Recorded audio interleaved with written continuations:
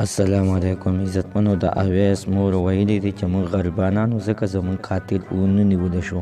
نور څه ویلي دي ټول معلومات زه تاسو له په دې ویډیو کې درکوم. زموږ دا ویډیو د سر تر اخره پورې ګورئ، تاسو ته به پوره معلومات در ورسېږي. د دې معلومات نه مخکې زه تاسو ته دا یادګین وکړم، تاسو که چېرې زموږ په دې چینل کې نوي وئ مهرباني وکړئ زموږ همدا چینل د سره سبسکرایب کړئ، خوا کې او سره د ټلۍ نښانه وښئ چې هر یوه نوي معلوماتي ویډیو تاسو ته په اسانۍ باندې در ورسېږي. عزتمنو، د اویس مور او پلار وایي چې زموږ ډېر زسته غریبانانو ځکه زموږ قاتل ونه نیولی شو، خو نه د کلو خلکو ورته ویلی داسې څه خبره نشته. موږ ټول تاسو سره ولاړ دی چې د مالدار او د غریب څه کار پکې نه شي، ځکه چې د اویس قاتل چې هر کله ونیولی شي نو موږ نه غواړو چې دا دې یا پولیس تحلیل ته بوځي یا د عدالت ته مخکې دا د موږ عوامو ته حواله کړي او موږ ورسره خپله کاروایي بیا کوو. د کلو مشرانو ویلي دي بخته وشاته کو چېرې تا پسې چېرې ستا په چا باندې شک راځي موږ ته ووایه، کو هغه وي او که نه موږ به سلیام ووجنو. عزتمنو، د اویس مور په جګړه کې ډېرې خبرې وکړې، ویلي دي چې یعنې تر اوسه پورې زما د